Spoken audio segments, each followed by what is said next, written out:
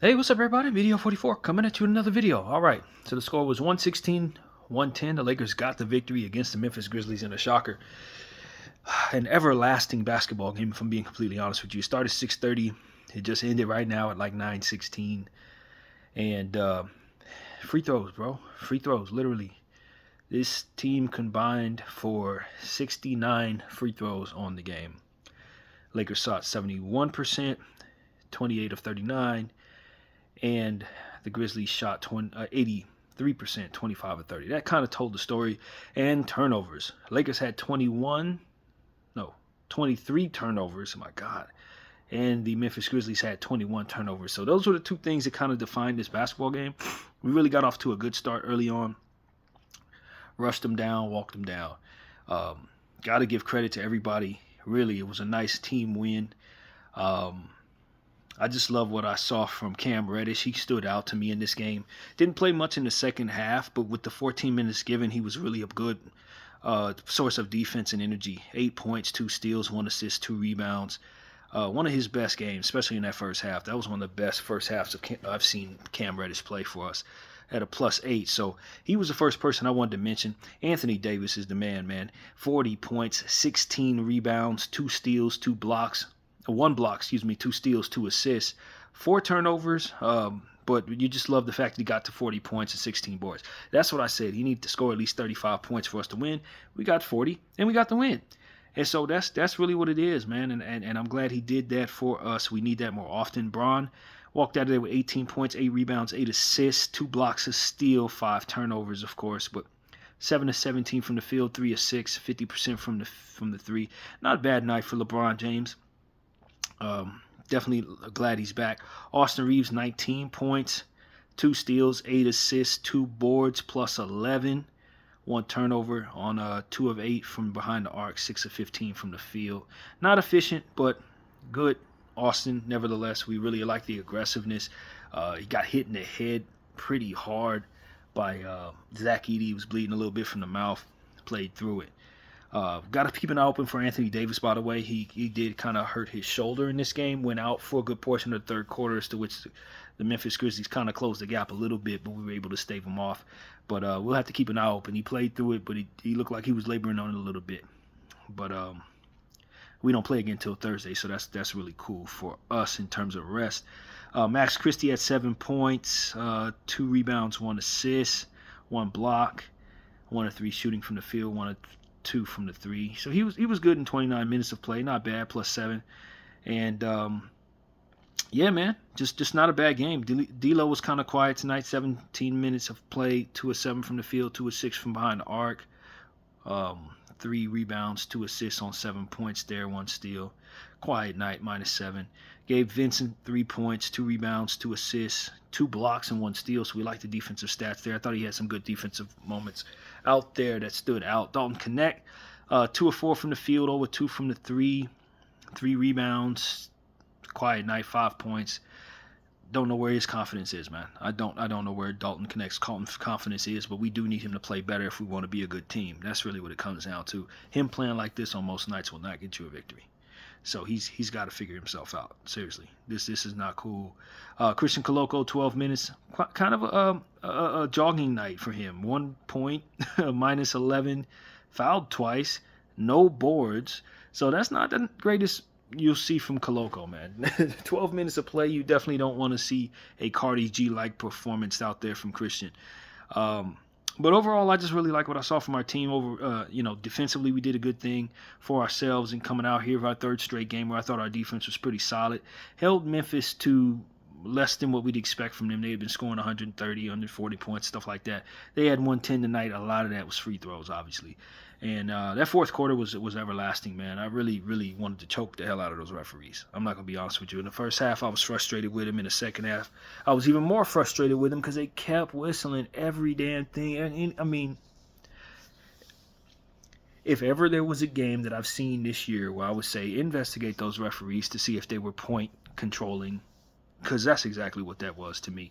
They were calling fouls to try to control this score in a real way. I'm just going to put that out there. They were trying to control the score. Let's just be real. And it was rather frustrating. And it kept the Grizzlies in the game. They had a 31-point third quarter and a 33-point fourth quarter, and most of them were free throws. Most of that crap was free throws because the Memphis Grizzlies was cold tonight. And I look at the stats on them. 39% from the field, 32% from three. They wasn't hitting crap. It was the line. 25 points at the line is what kept them close, and that's really the story there for me. Look at the stats. Ja had a pretty cold night, but still ended up with his numbers. 6 of 21 from the field, 2 of 7 from the three, 6 of 8 from the free throw line, 20 points, 7 turnovers, 6 assists, 3 steals, and 7 rebounds. So, his turnovers really hurt his team. A real cold night from Desmond Bane, 3 of 8, 7 points, 7 rebounds, 7 assists. So he helped his team in other ways, but very cold night, and it really helped us there. Jaren Jackson was the hot man there for their team, 25 points, 2 rebounds, 5 assists, 9 of 13 from the field, 2 of 3 from behind the arc. So he was hot. But they couldn't get a whole lot out of Marcus Smart, 3 of 11 from the field, 7 points. Zach Edey had a double-double. Of course, he came back against the Lakers. It's like we figured he may. 13 points, 10 rebounds there, 6 of 8 shooting from the field.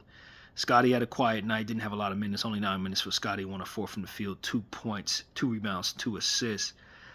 So that was quiet for him. Luke Kennard had not secretly, but a kind of a sneaky good game, 3 of 4 from behind the arc.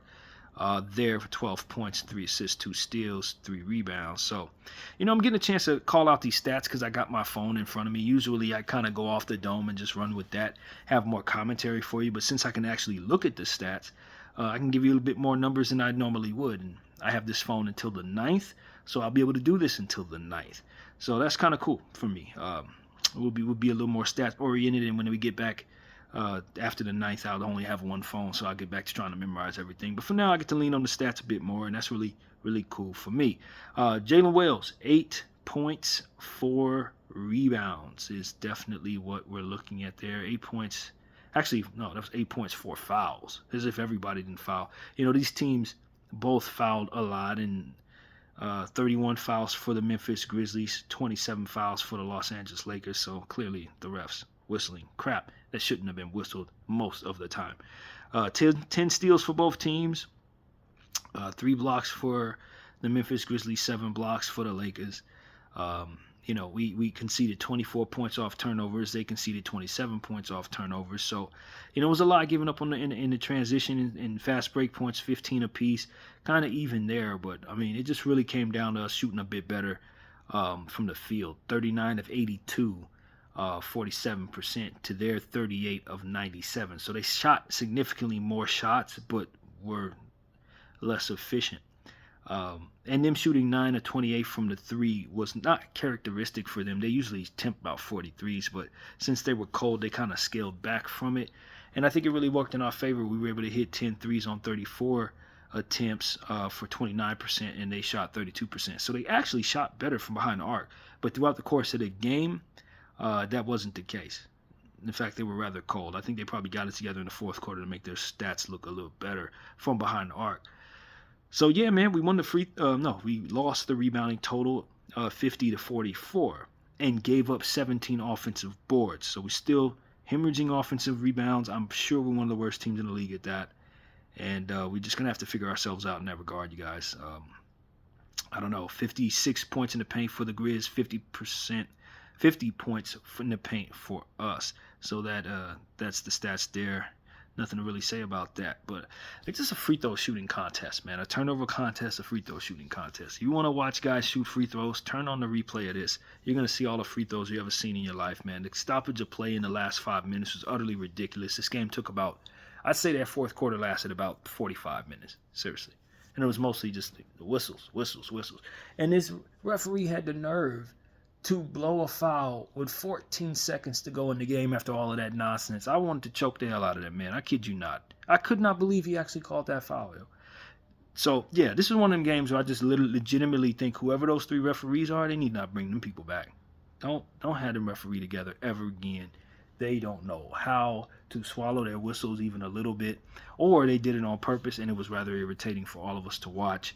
And that kind of took away from the basketball game in and of itself, because it was a very good basketball game. especially for the Lakers who had gotten out to as much as a 22-point lead, but the referees just got them back in the basketball game with the fouls. They let them back in the game, kind of took away from a really good blowout victory for us. 23-point lead that we ultimately had. The Memphis Grizzlies never had the lead in this game at all. Very proud of that. But half of them fouls were bogus, man. I mean, like half of them, literally. So, yeah, man, that's something to think about. But all in all, I think our defense was really good in the first half. Our offense matched that. We came out of the third quarter locker room. It wasn't bad. It was the AD injury that took him off the floor that threw us off. They kind of made a run but could never get out of their own way with the turnovers. And so they never actually quite got close enough. It reminded me a little bit of the Minnesota game on our end, where we were hovering around a 4-point deficit a good portion of the game, 5-point deficit, but could never actually close in and actually get a lead. I felt like Memphis had put on those shoes there. And I'd imagine that's how this game felt to them, because they did get close, but not close enough to really make anything happen for themselves. As I look at the game class, the quarter differential, the Lakers got out to a 30-20 quarter. And then from there, just continued to have a nice second quarter, 34-26. And then, as I said, in the second half, the referees handed them a bunch of points, 31-22, and then 33-30. So we kind of got our act together in the fourth quarter when AD was able to get back on the floor. But that third quarter was a bit rough, and that kind of ate away at our big lead, just not having Anthony out there and him playing such a big part in what we did out there. Anthony walked away with how many minutes? 33 minutes tonight. So he was away. He probably would have played about 30, 38, 39, maybe 40 minutes tonight. But that injury got him off of the floor. So, yeah, that kind of told the story there. I think this game would have been much more of a blowout than it was if we would have been able to get away with that. And something that needs to be said, we kept him on the floor with 4 fouls that he picked up in the third quarter around the 6-minute mark. And we didn't pull him off the floor, and that's when the shoulder injury happened. I said this about JJ once before in a different kind of conversation, but you just don't want to toy around with your personnel, man. Bad things happen. We said it when Anthony Davis, I think it was a Blazer game, we were up by like 20 or something. I don't remember exactly how big the lead was, but, we complained about how JJ left him on the floor, and I was worried about him getting hurt because, at the end of the day, this is one of the most important players to our franchise. We obviously don't want anything to be left open to take place. So you get him off the floor when you have the game closed. You get him off the floor when he's in foul trouble. And when you don't do that, bad things happen. That shoulder injury picked up with him having 4 fouls in the third quarter and JJ leaving him out there. So, you get him off the floor when you know you should, and things like this don't take place. It's that simple. The man got 4 fouls. We're up by 15. Don't let him pick up his 5th foul in the third quarter. You know what I'm saying? And you left him out there to do that. He didn't pick up the foul, but he did pick up an injury.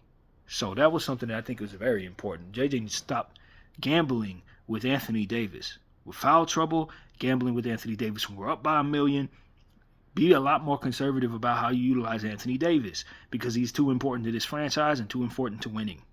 Period. So, you toy with that and you get bit. And JJ, hopefully you learned that lesson tonight, because it's going to be one of these times he's going to gamble and it's going to cost us big, and we're going to be angry at him about it because we already learned this lesson right now.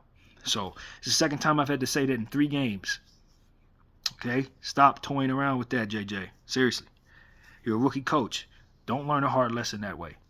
So that's my point of view. But, we didn't get a whole lot out of everybody else, but you got a lot out of Anthony Davis. Just like I said, if Anthony Davis is giving you 40 points, you're probably going to be able to withstand a bad connect game, a Rui Hachimura game where he scores under 10 points again, which we called him out for that. He ain't giving us nothing scoring the ball. He's supposed to be a scorer, and he's only attempting 5 shots. It's starting to irritate me. Max Christie, of course, is only going to give you but so many points. Cam Reddish, I thought, was pretty good offensively with 8 points. That's about as much as I'd ever expect him to give me. Coloco's not a scorer. D'Lo's nowhere to be found. Gabe Vincent is Gabe Vincent. And Dalton Connect's confidence is in the toilet. So that we didn't get anything offensively out of most of these players. Anthony Davis's 40 points was essential to us having any chance of winning. And because he gave us 40, we won the game. Of course, he gets the game ball for that. 19 out of Austin, 18 out of LeBron. But that's where our scoring really came from. Everybody else don't score. So I can't say that we really broke the mold tonight. We just got a very good Anthony Davis. He plays the way he's supposed to play. You get the victory. All of the games that we've been bad in, he's basically been bad in. For his standards, 16 points here, 23 points there. You ain't going to win no games with him scoring like that. Not with this personnel. But if he's giving you 40 points, he's double-digit rebounding, you're going to win the game. It's all on him. I can't stress it enough. Maybe two guys show up and give you double digits, but that's all you can really count on with this roster, man. And we got to be honest about that. So big kudos to Anthony Davis for being who he needs to be for this team to win big basketball games. And if he can't be that, we're going to lose. It ain't deeper than that. So that's really what it comes down to, man. This might have been the best win of the season for us, given the fact that we finally beat a good team. We said we can't beat good teams. We finally did. But it took a lot, man. It took a lot to close this game out because the referees were trying to cash out tonight. That's what I saw. It's absolutely absurd how many fouls they called. The phantom calls, guys driving at the rim and they just whistling just to bristle. I mean, it was a bunch of bull crap, man. Bunch of bull crap that was really irritating to watch in that second half particularly. So I'm glad the game is over. It started 6:30, ended at 9:18. I mean, no game's supposed to last that long, man. Not in real life. Not if it doesn't go into overtime. So yeah, man, that's really what I have to say though. I don't think there's much else to really break down. It's just a really good win for the Los Angeles Lakers. You know, you want your team to come out and heal from a win. With this win from that bad stretch of games where we lost a lot. And we've had some rest. We're going to get more rest since we don't play again until Thursday. And this is the type of win you really need, man, after struggling as bad as you have. We've been knocking on the door with some good defense since the Portland game. And, it's good. Now we've won 2 out of our last 3 games. So we can start looking at that stat and seeing that as a building block for further success throughout the course of the month of December. Update on myself. My grandfather did pass away earlier this week, as many of you may know. And unfortunately, we will be having his funeral the same day that the Detroit Pistons will be playing on Monday next week. So the funeral is like 9 in the morning in Fresno. And I think we're going to have some repast stuff going on at 4:30. So I'll probably be either on the road coming back, maybe with family, maybe spend another night in Fresno, as to which I might be able to do what it is I normally do. But there's a decent chance I may miss the Detroit game. May not be able to do it. I'll try. You know what I mean? That's the best thing I can say. But do expect that I will be unavailable for the Detroit Laker matchup on Monday. Maybe also the game before that on Saturday, since they have it at 3 p.m.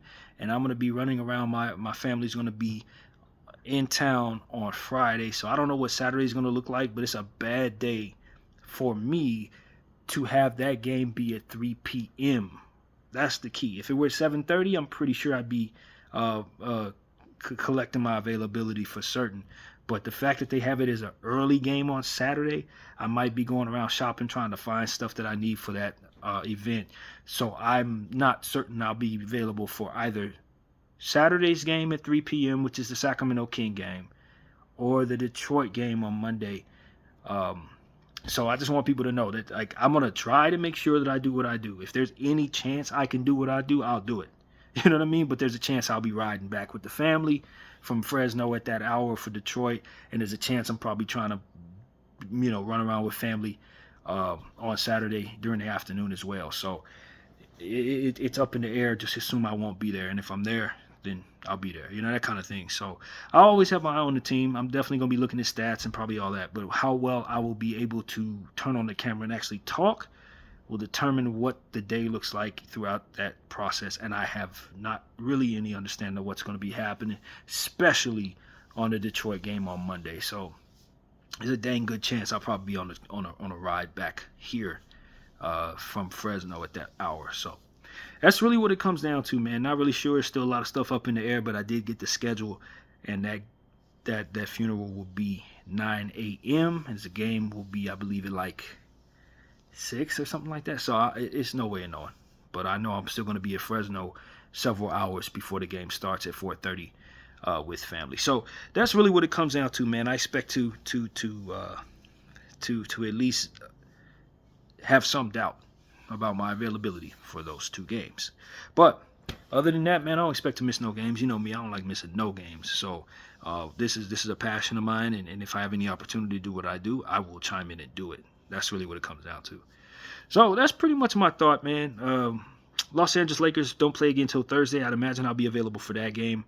No problem. The first Sacramento game. We see them 3 times between Thursday and the 28th, which is just madness. But that is what it is. We will see them. And hopefully these next couple of days can be a good day of a couple of days of rest. Maybe we get a practice in as a team.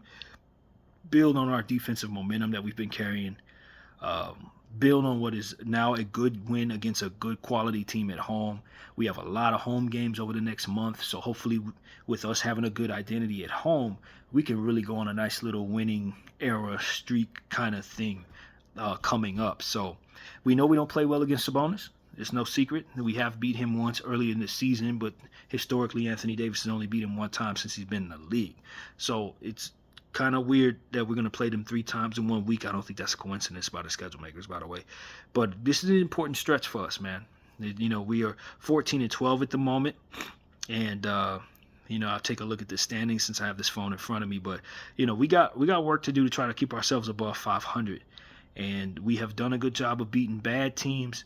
We finally beat a good team tonight. And, you know, we got to build on this momentum. We can't just have one good game and that's it.